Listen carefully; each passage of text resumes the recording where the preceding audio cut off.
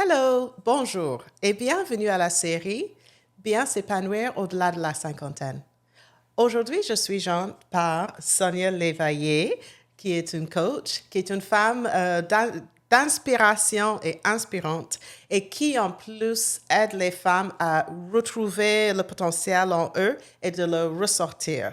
Cette série est produite par mon entreprise My Gold Nest, Money Doré. Je suis la fondatrice et la chercheuse. Je fais les études de marché dans tout ce qui est le bien-être et l'épanouissement de soi, peu importe son âge.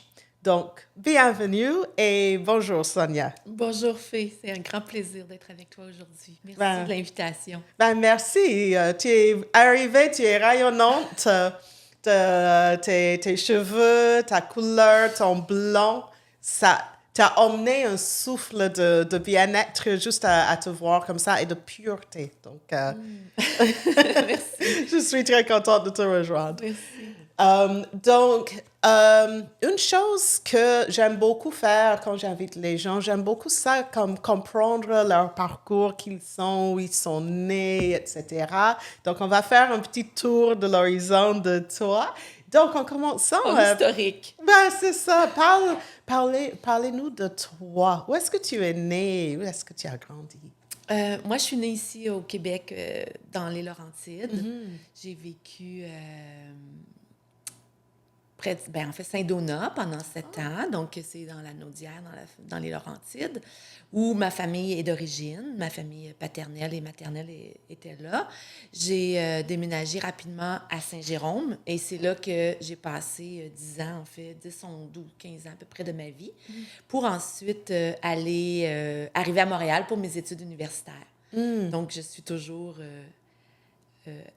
J'habite toujours à Montréal. Oui. J'ai eu aussi quand même pendant 30 ans un chalet dans les Laurentides, dans les Hautes-Laurentides, près de Mont-Laurier. Ah oui. Alors, la 15 nage, je la connais de tout bas, tout côté. Oh, wow. Mon père a d'ailleurs travaillé pour construire l'autoroute entre Saint-Jérôme et Sainte-Agathe. Donc, je me sens un peu chez moi sur l'autoroute 15 entre Montréal et Mont-Laurier. Wow. Mais en Oui. parlant de ça et en parlant de Mont-Laurier, parce que j'étais dans une conférence où ils ont parlé d'une étude avec les aînés qui vivent là-haut. Tu me donnes envie de quitter Laval et de juste prendre un long chemin vers le nord pour voir où ça mène et de découvrir ces espaces qui sont vraiment pas si loin, mais que quand même on ne pense pas forcément Oui, à en découvrir. effet. Donc, étant donné que je te dirais, étant donné que je connais bien, comme je dis, toute la 15 direction nord, depuis 4 ans environ, j'apprends à découvrir, en fait, d'autres régions du Québec, d'autres régions du monde. Ayant eu un chalet pendant 30 ans, mais les week-ends, les vacances, on a envie de passer au chalet familial avec tous les beaux-frères, les belles-sœurs, les cousins, les cousines, tu sais, très familial.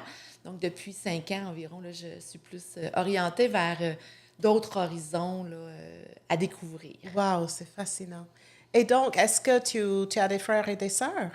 Oui, j'ai 2 sœurs et un frère qui sont plus jeunes. Donc, moi, je suis l'aînée là, Ah, OK. de la famille. Oui. Et toi-même, alors, tu as des enfants, hein? Oui, Oui. oui, oui. J'ai mon garçon qui a maintenant 30 ans et ma fille qui a 26 ans. Oh, wow. Alors, j'ai une belle relation avec eux. Je suis vraiment, vraiment fière de ça.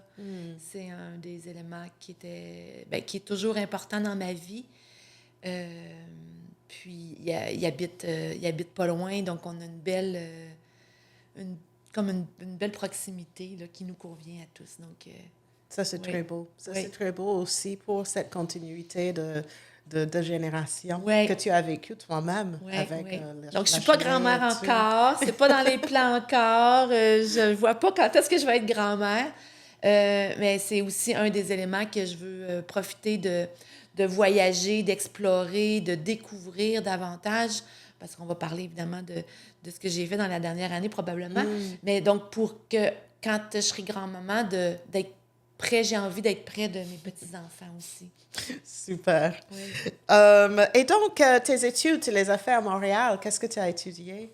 Oui, je me suis cherchée un petit peu. Donc, après le secondaire, je suis rentrée au cégep à Saint-Jérôme. J'ai arrêté. Le travail m'a attirée avec le volet de qu'est-ce que je fais dans la vie, je ne sais pas. Alors, j'ai arrêté 2, 3 ans. Et un des éléments qui est quand même, je le nomme parce que pour moi, ça a été aussi déterminant, en fait, c'est que moi, j'ai grandi dans une famille monoparentale sur l'aide sociale, entre autres. Donc, moi, j'ai vu mes parents avoir de la difficulté, si on veut, financière. Et ça a été un des éléments marquants que j'ai dit, moi, je ne veux pas manquer d'argent. Donc, quand j'ai arrêté les études pendant 3 ans, que je me suis retrouvée à avoir des petits emplois, du chômage, j'ai fait, non, c'est pas ça que je veux. Donc, je suis retournée aux études et là, on passe tout le temps par des gens qui te font faire des tests. Là, Et il a dit, pourquoi pas la comptabilité? Alors, comptabilité, c'est un emploi stable, c'est un emploi qui est rémunéré, ça cadrait avec mon profil, il faut que ça balance. Donc, j'ai commencé mes études universitaires comme ça, en comptabilité, à l'Université du Québec à Montréal. Et c'est super parce que ça fait le lien aussi avec le fait d'avoir vu les parents manquer d'argent, comptabilité, être consciente de l'argent. Oui. Ouais. Oui, et à la suite de mes études, mon premier emploi, ça a été dans les institutions financières. Donc, j'ai travaillé 35 ans dans les institutions financières, dans les marchés boursiers, dans les marchés financiers de capitaux. Alors, oui, fait que c'est comme un fil que j'ai remarqué au cours des années. Oui, donc je n'ai même pas besoin de dire comment ça ce que tu t'es retrouvée. On voit bien le lien. Wow, c'est super intéressant. Donc, 35 ans dans les institutions financières. Oui, mon premier emploi, 1er février 1994, c'était dans une boîte de fonds de placement. Wow. Dans une boîte de fonds de placement à Montréal. Et grâce à ça, c'est comme ça que j'ai pu rencontrer Sonia par la FFQ, l'Association des femmes en finance du Québec. Oui, oui. Donc, oui, où laquelle je suis, entre autres, impliquée, très impliquée bénévolement depuis 2015. Wow. Donc, depuis plus de 10 ans que je suis membre de l'association. Et tant pour le réseautage que pour leur formation et en même temps beaucoup en bénévolat pour justement le volet de redonner aux femmes. Donc, je bâtis des programmes, des contenus, des formations avec eux pour les femmes, pour leurs membres. Wow. Et donc 35 ans même, wow. De quoi dirais-tu que tu es la plus fière quand tu penses à ta carrière? Oh! Fière du parcours dans son ensemble. Il y a certains projets qui ont été marquants aussi au sein de ces 35 ans-là. Bien sûr, comme comptable d'abord. Quand je dis j'ai crunché des chiffres, hein, tu connais ça, tu sais, des fichiers Excel, puis cruncher des chiffres, puis bon, des données et tout et tout. Et donc, la moitié du temps environ là-dessus. Puis une autre moitié comme gestionnaire, comme leader, comme directrice. Gérer là, jusqu'à des grandes équipes là, de 40-50 personnes. Wow. Donc, toujours impliquée dans les comités. Donc, c'est là que j'ai capté tout le volet aussi de l'être humain. Oui. Qui a toujours été là. Mais comme gestionnaire, d'être toujours un meilleur gestionnaire m'emmène à moi réfléchir comment je peux être une meilleure personne, donc une meilleure mère. Et c'est ça qui m'a emmenée, en fait, là, dans cette approche-là de l'humain de plus en plus. Pour, entre autres, à ce moment-là, pour faciliter le changement. Parce que j'ai toutes les 24-36 mois, je changeais de poste autant comme... pendant 35 ans, j'ai changé de poste à tous les 24 mois. Wow! Oui. Un nouveau rôle, un nouveau mandat, un nouveau... j'ai fait beaucoup de transformations technologiques. En fait, la transformation technologique arrivait dans mes équipes. Donc, il faut savoir c'est quoi le rêve, vers quoi on s'en va. Il faut savoir la réalité d'aujourd'hui, elle est quoi. Puis, soutenir les gens, les membres de l'équipe, à faire la transition entre le actuel et le futur. Et dans ça, ben il y a des peurs, Ouais. il y a des freins, il y a des deuils à faire, il y a de la formation, il y a de redonner un sens à chacun des membres de l'équipe pour c'est quoi qu'il va avoir à faire dans le futur. Puis là, j'ai vu beaucoup de souffrance et de douleur. J'ai un gestionnaire qui me disait, il y a du bruit sur la ligne, il y a des cailloux dans les chaussures. Et c'est de là qu'est venu comment je peux rendre ces transitions-là plus simples, plus faciles, plus douces. De là, mais après ça, en 2021, aller faire mon coaching en programmation neurolinguistique pour justement encore mieux comprendre l'humain, pour définir comment on peut faire le chemin vers la transition, en fait. Wow. Wow. Et c'est tellement riche d'entendre et d'apprendre comment les gens ont une certaine vision du secteur bancaire, par exemple, l'industrie financière. Mais comme toute industrie, à l'intérieur, c'est des humains. Oui. Après tout, c'est des humains qui s'adaptent à différentes réalités. Il y a toutes sortes de projets à mener. Il n'y a pas juste un profil dans dans une industrie ou dans un secteur. Et là, ce que tu dis, ce que tu fais ressortir, c'est vraiment comment, tout en étant dans ce milieu, ce secteur, que tu as allé chercher ce qui avait du sens pour toi et où tu pouvais faire un impact qui était en lien avec tes valeurs. Et en fait, ça t'a aidé aussi à découvrir en toi qu'est-ce qui sont mes compétences. Oui, je suis comptable. Oui, je sais cruncher les chiffres. Mais en plus que ça, accompagner les gens dans les transitions, c'est quand même un don et comme vraiment une valeur ajoutée que c'est vraiment unique à toi. Donc, c'est génial, ça. C'est ce que... De se connecter à son cœur, puis c'est un peu comme ça aussi que j'ai évolué au sein de ma carrière. Est-ce que ce poste-là m'appelle, puis pourquoi, puis ça me fait vibrer, donc j'y vais. Et maintenant, c'est certain, étant plus... ayant beaucoup plus d'expérience, je porte encore plus attention à qu'est-ce qui me drive dans mon cœur. Et là, j'amène ces habiletés-là de comptable, de crunch de chiffres, d'analytique, de stratégie au bénéfice de ce projet-là qui est choisi par le cœur. Plutôt qu'avant ça, le projet était choisi par la tête. On veut couper des coûts. Mais ça, c'est la tête qui choisit mathématiquement. On veut une meilleure rentabilité, donc il faut diminuer les coûts, il faut augmenter les revenus. Mais à partir de là, comment on le fait aussi? Ouais.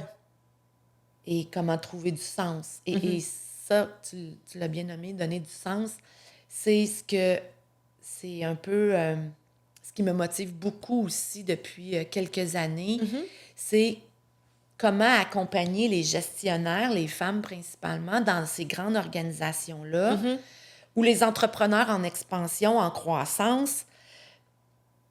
Comment rester fidèle à soi quand tu as une ligne directrice qu'on pourrait faire, il y a une ligne de parti, il y a une vision stratégique de l'entreprise pour laquelle tu es rémunéré, dans laquelle tu travailles. L'entreprise, elle a des valeurs, elle a des objectifs. Il y a une ligne à suivre. Il y a une planification stratégique à suivre. Comment toi, comme gestionnaire, qui peut-être n'est pas sur le premier niveau de décision, comment tu intègres ces décisions-là, ces valeurs-là, comment tu te les appropries, comment tu les vis, comment, tant dans ton comité de gestion, avec tes collègues, avec tes employés, et comment tu restes fidèle à toi-même à travers ça. Donc, ça, c'est ce que j'amène beaucoup avec mes clientes depuis plusieurs mois, et encore plus quand on parlait plus tôt, hein, le monde change, c'est rapide, depuis la COVID, tout a changé, puis ça s'accélère encore et encore. Comment rester connecté à ses valeurs, rester connecté à soi, à son cœur, et en même temps, relier les enjeux de l'entreprise, les enjeux de son équipe, de son comité de gestion, de sa famille, comment rester fidèle à soi. Walk the talk, pour moi, c'est être aligné, c'est d'être intègre envers soi-même. Et ça, pour moi, il y a beaucoup de ça en arrière qui émerge de plus en plus. Wow. Je vois. Genre, rester fidèle à soi. Ouais. Mais pour rester fidèle à soi, il faut se connaître pour savoir c'est quoi qui nous drive, c'est quoi qui nous anime. Puis sinon, ça ne fonctionne pas. Je vois pourquoi tu as une valeur ajoutée dans une... Oui, pour ces leaders individuels, mais aussi dans une corporation, parce que tu es quand même très consciente aussi des objectifs concrets, des objectifs de croissance, etc. Mais tu aides les individus à trouver leur place là-dedans, tout en étant alignés, intégrés en eux. Et c'est ça que ça prend. Oui. C'est ça que ça prend pour parce que quand tes employés et tes leaders en plus se sentent valorisés et se sentent motivés vers ces objectifs pour leur propre bien, Oui. tu as une équipe plus satisfaite, tu as une équipe plus performante. Oui, oui. Donc, et pour diriger, pour l'idée des groupes, des équipes, des comités, je veux dire, même la soccer mom, là, je veux Oui. dire, qui est dans un comité de loisirs Oui. ou un conseil d'administration Oui. pour une OSBL, comme toi et moi, on l'est. Oui. Ben, c'est la même chose. C'est quand tu es aligné avec tes valeurs, ça part de toi, ça a un impact. On est ici pour avoir un impact. Oui. Maintenant, à partir de là, quel type d'impact on veut, mais du moment que tu rentres dans la salle, du moment que tu rentres dans une pièce, tu existes. À partir de là, est-ce que tu as envie de t'asseoir au bout de la table? Est-ce que tu as envie de t'asseoir, de longer les murs ou de faire un show de boucan en plein milieu pour attirer l'attention? Ça te revient à toi. Mais du moment que tu rentres dans une pièce, tu existes. Du moment que tu rentres dans une rencontre, dans un comité de direction, dans un Zoom, ta caméra s'ouvre, tu es présente. Maintenant, quel type de présence tu veux? Tu veux quel type de présence tu veux donner? Donc, à partir de là, puis comme leader, ben, les employés, les membres de ton équipe, ils te regardent. Donc, tu as un impact, peu importe ce que tu fais. C'est vrai. C'est Il vrai. faut en être conscient aussi qu'il y a un impact. Puis plus tu es fidèle à toi, plus c'est cohérent, plus les gens vont savoir vont vouloir te suivre, vont vouloir t'entendre et t'écouter. Donc, tu as eu une longue carrière. On voit déjà, même si on n'en parle pas, la transition que tu as faite, mais tu as pris ta retraite. Et par la suite, tu t'es lancé à 100% dans ta nouvelle carrière qui est en continuité. On voit le field director quand même, le coach. Donc, il y a des gens qui m'ont dit, tu sais, comment tu as changé de carrière? Pour moi, c'est pas un changement de carrière, c'est pas un 180, c'est comme tu l'as dit, c'est une continuité. Oui. Puis en même temps, moi, je me dis, ben c'est la 4e, puis je sais qu'il y a une 5e fois qui s'en vient dans ma carrière. Tu sais, partir de la serveuse chez McDonald's, comme étudiante, comme commis de bureau pour payer mes études, c'en était une carrière pour moi d'apprendre la base. Comptable, pour moi, c'est une carrière aussi, de cruncher les chiffres. Gestionnaire, c'est une carrière en soi. Oui. C'est un métier en soi. Oui. Ça s'apprend pas, en fait. Ça se vit, être gestionnaire. Et là, comme coach, en fait, pour moi, c'est une continuité. Oui. C'est une continuité. Et là, je sais, après 4 ans et demi d'entrepreneuriat avec Coach Complice, je sais qu'il y a un nouvel élan qui s'en vient, qui n'est pas défini. Je ne pourrais pas t'en parler aujourd'hui. Je reviendrai pour t'en parler. Ouais. Mais c'est clair pour moi qu'il y a un nouvel élan qui s'en vient encore. Et je le vois se préparer. Oui. Mais parlez-nous. Donc là, tu as pris ta retraite. Et je l'entends, mais je veux te demander de l'exprimer. Tu as pris ta retraite. Tu aurais pu dire, OK, je suis à la retraite. J'ai eu une longue carrière, j'ai travaillé fort, mais tu as continué vers ce beau métier de coach. Comment tu as C'était fait tellement ça? clair pour moi. Ah oui. À la blague, moi, je dis mes loisirs. Quand je te parle que j'ai transité vers la gestion il y a plusieurs années, en fait, c'est que je fais du développement personnel depuis de nombreuses années. Donc, pour moi, c'est clair que j'arrêtais pas. Mes loisirs, c'est de faire du management. C'est ça, mon loisir. Mes lectures, mes podcasts, mes émissions de télé, c'est toujours vers la transformation puis vers la meilleure connaissance de l'humain. Donc, je fais pas de jardinage, je cultive pas des légumes, j'ai pas de plantes chez moi, je les fais mourir. Je fais pas de peinture, je fais pas de bricolage. C'est pas là que ça m'anime. Ce qui m'anime, c'est un nouveau livre, un leadership, comment l'humain peut grandir. Donc, toujours vers la transformation, toujours vers aller plus loin vers notre capacité humaine. Donc, pour moi, c'était clair que j'allais pas faire du jardinage dans le fond des bois. Ouais. Puis j'admire ceux qui ont la capacité. C'est clair pour moi que c'était pas là. Alors, fait que pour moi, le coaching est une transition pour pouvoir avoir peut-être un peu plus une liberté d'action, liberté d'horaire versus le 9 à 5 corporatif, 60 heures par semaine. Donc, un peu plus de liberté d'action, liberté de parole. Parce que, comme je disais, quand tu es dans une organisation, faut que tu walk the talk de la stratégie de l'organisation. C'est ça, il faut que tu suives la ligne directrice, puis c'est correct, c'est parfait comme ça. Donc, ça l'amène une autonomie, ça l'amène une vision plus globale, parce que là, je suis avec des femmes de plusieurs types d'entreprises, de plusieurs organisations. Donc, je suis vraiment au service de la femme et non de l'organisation, dans un sens. Et je voulais aussi une liberté géographique. Oui. Donc, de pouvoir travailler de où je veux, de où je peux dans le monde. Oui. Donc, c'est ce que ça m'amène. Donc, je travaille aussi fort, je mets autant de passion dans mon travail. Comme entrepreneur, sincèrement, toi, c'est nouveau aussi comme entrepreneur, hein? C'est un défi continuel. Ouais. Et dans mon désir de me connaître, de connaître l'humain, l'entrepreneuriat est un jeu, est un carré de sable incroyable. Une never-ending story. Ouais.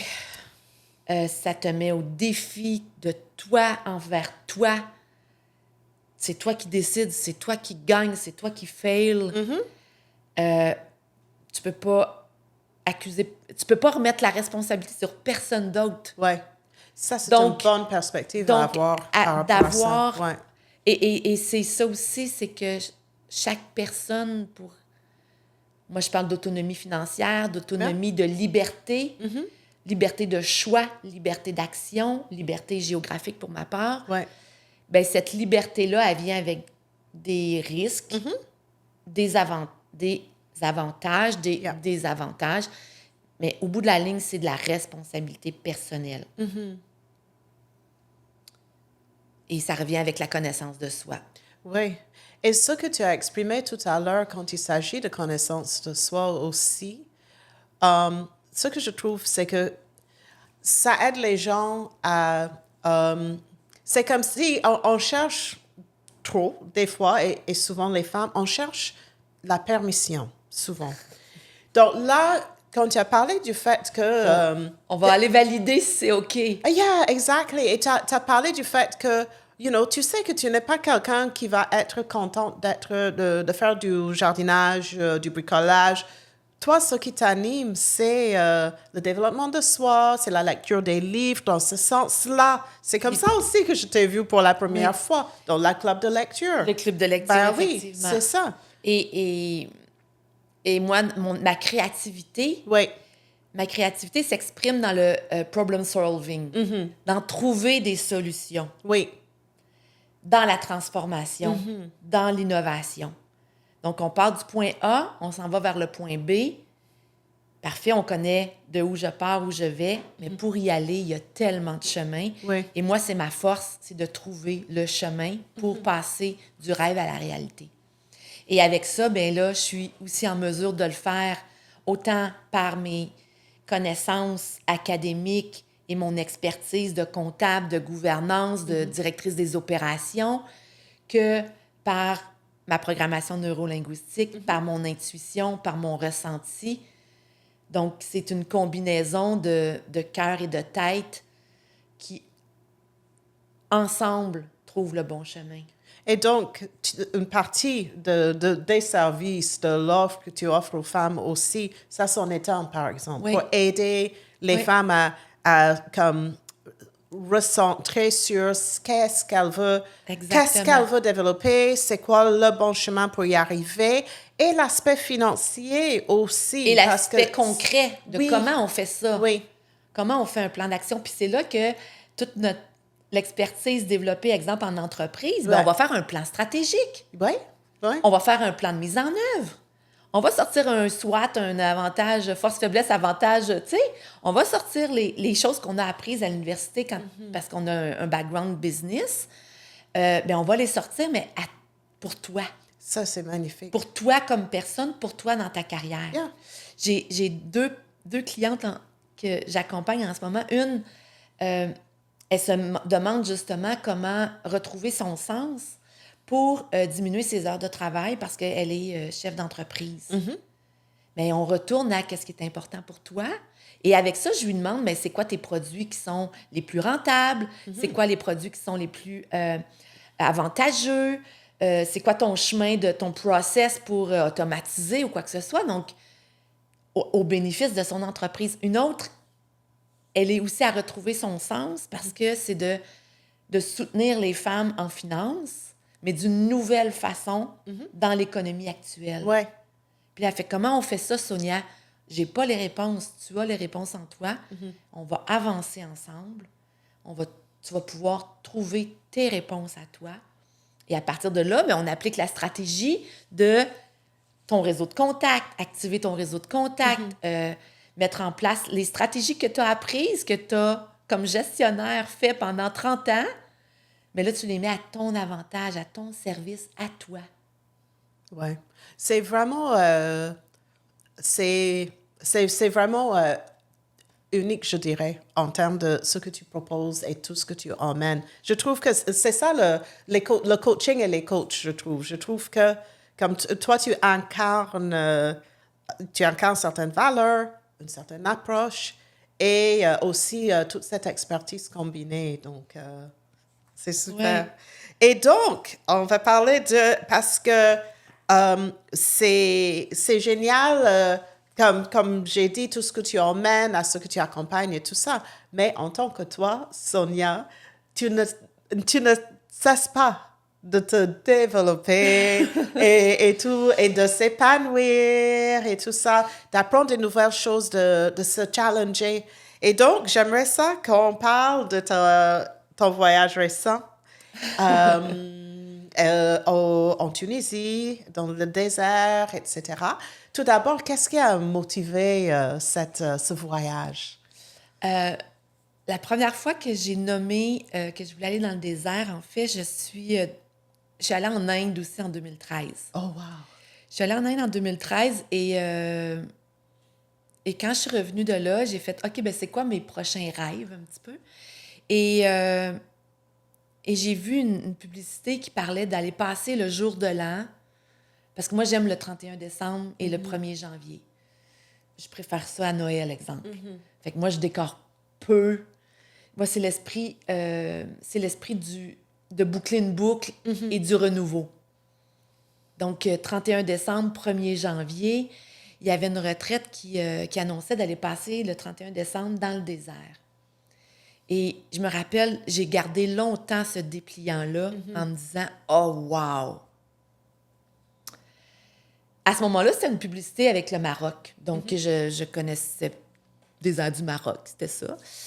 Et là, j'ai eu l'occasion d'avoir l'opportunité, en fait, d'une personne qui amène des gens qui connaît bien le désert de la Tunisie. Et donc, je parle de ce projet-là que j'avais d'aller dans le désert pour la Jour de l'An. Et là, les enfants ont grandi. Tu sais, 2013, on veut passer ça en famille aussi. Là, les enfants sont plus grands. Alors, donc, cette personne-là a fait, OK, on va organiser ça dans le désert pour le 31 décembre. Et entre autres, juste une petite anecdote, lorsque j'étais en Tunisie, j'ai mis une publication que j'étais à Sidi Bou Saïd.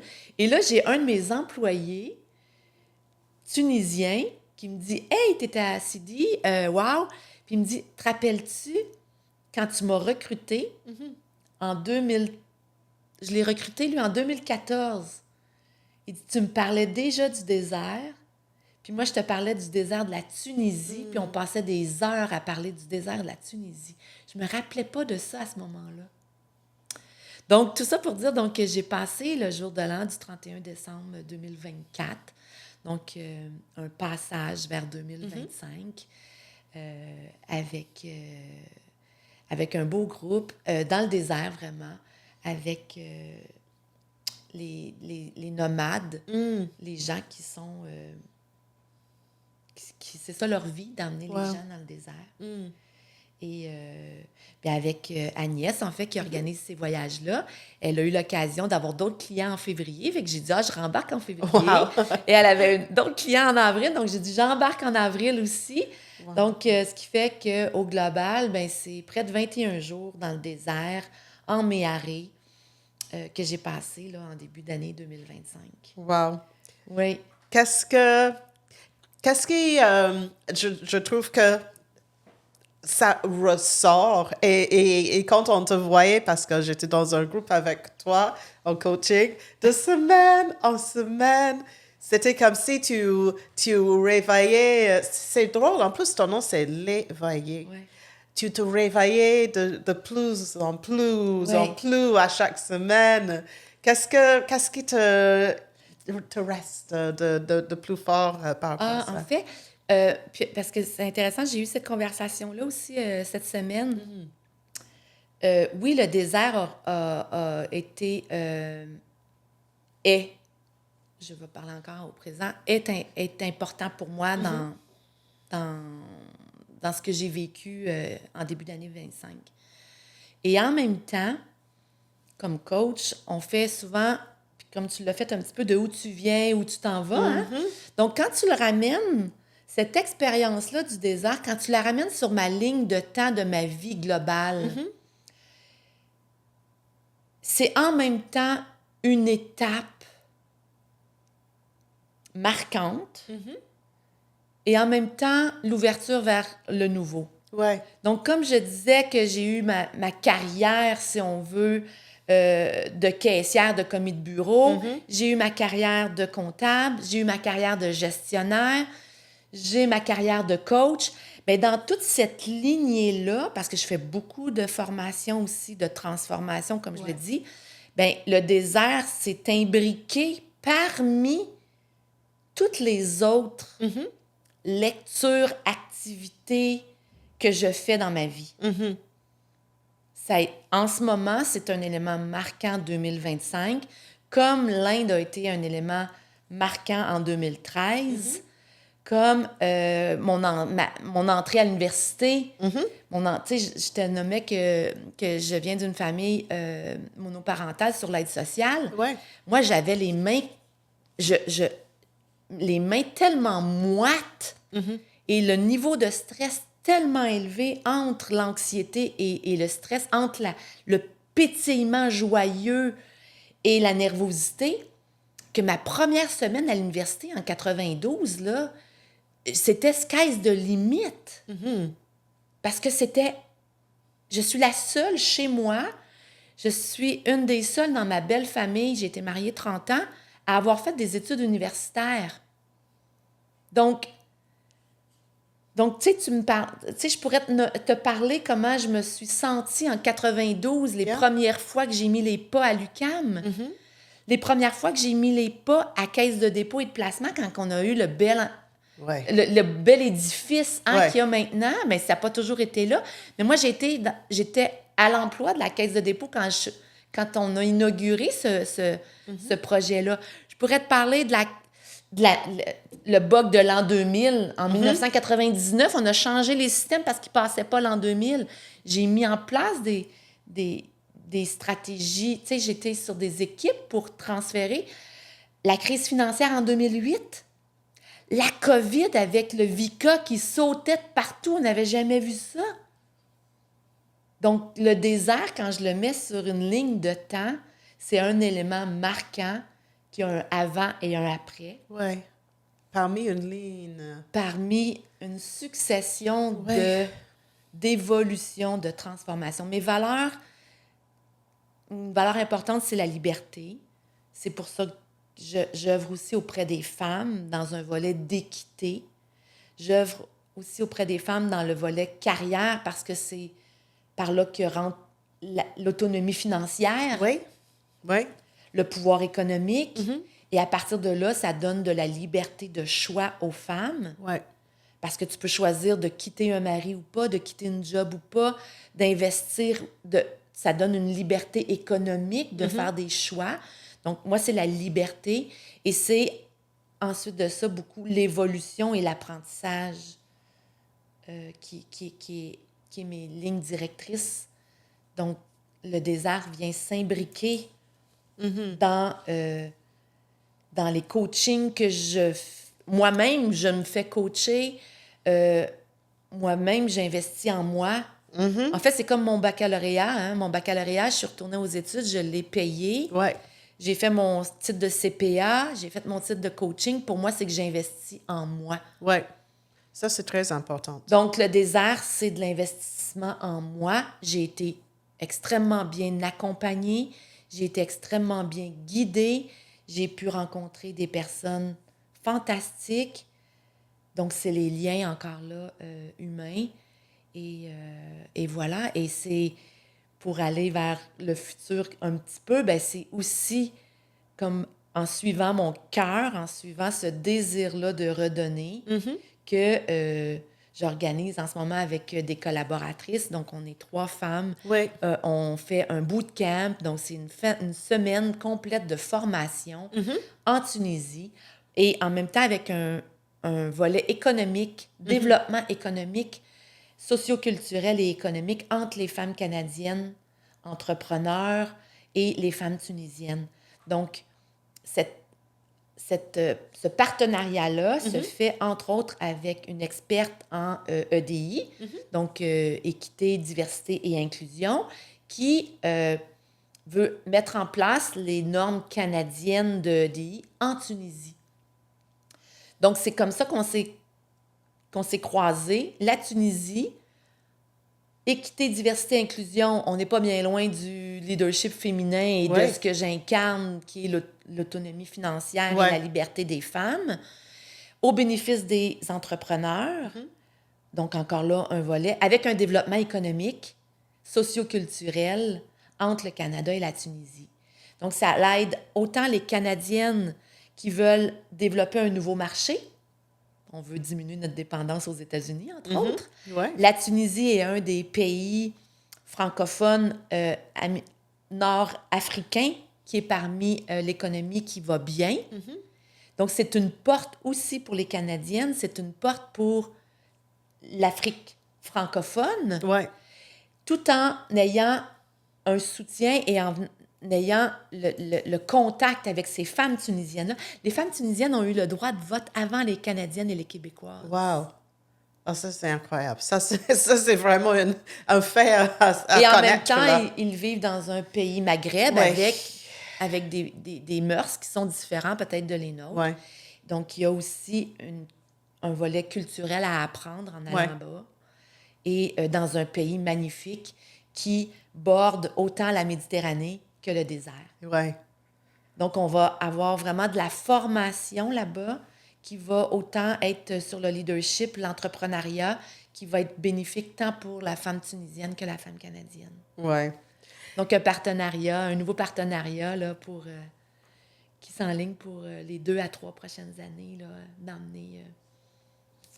Donc, avec ça, ben c'est ça. Pour moi, c'était un peu une façon de revenir, de retourner en Tunisie pour continuer ce beau voyage-là, cette belle exploration-là de l'hiver. Donc, Sonia, Et de voyager. Exactement. Et la liberté de géographie. Ben oui, c'est ça. Ouais. C'est un bel ensemble de tout ça. Donc, Sonia, tu es une femme qui ose, qui se réinvente. Merci de le nommer comme ça. Oui, ben c'est ça, parce que là, j'ai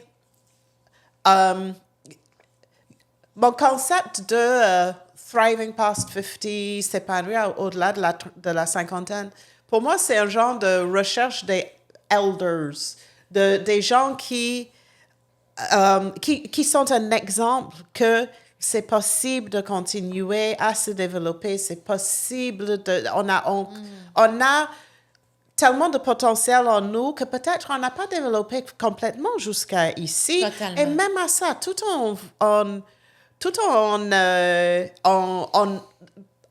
en continuant notre parcours, on continue à trouver des nouvelles façons qu'on veut aussi se développer.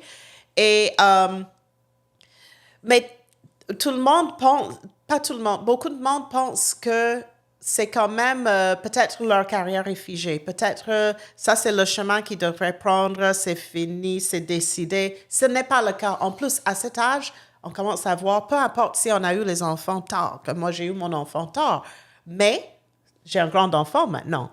Et donc, on a plus de temps. Et aussi, nos hormones changent, donc on se donne plus la permission de s'écouter.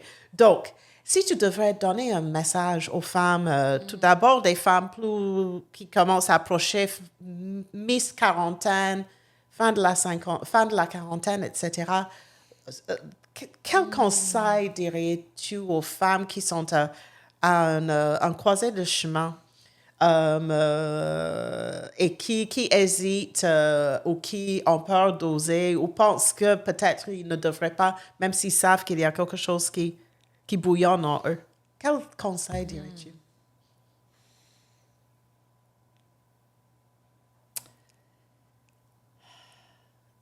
Je vais dire suivre son cœur et en même temps, c'est avec les outils que j'ai, avec ce que je mets en place, à tous les jours, je dois choisir de poursuivre le chemin de mon cœur. Donc, ça demande du courage, ça demande de la conscience de soi. Et en même temps, on le sait. En même temps, on le sait, je crois. Et oui, ça demande du courage.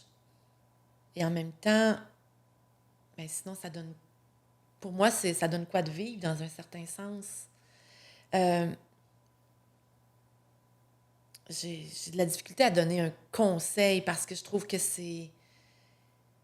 J'ai pas la vérité. J'ai pas la vérité.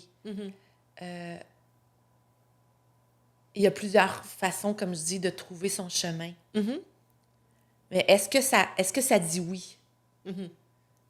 Est-ce que ça dit oui? La première réponse qui vient, est-ce que ça dit oui? Si ça dit oui, c'est ça le chemin. À partir de là, c'est facile à dire, ce n'est pas facile à faire. C'est de faire des choix. Et ça, parfois, on n'est pas habitué de faire des choix. Des choix qui peuvent sembler... qui peuvent briser. Il faut briser des œufs pour faire une omelette. Puis on a peur parfois de briser. Donc, c'est toute la courbe du deuil. On se dirige vers des nouveaux projets, mais est-ce qu'on a bien fermé la boucle de ceux qui sont présents ou ceux qui sont là en ce moment pour gérer notre énergie? On ajoute des choses. On ajoute du matériel. On ajoute plus d'argent pour payer la piscine puis l'auto. C'est-tu vraiment ça? Donc, on répond autant à des besoins sociétals. On pense que la société, c'est ça qu'il faut faire. On pense que c'est ça qui est le bon chemin.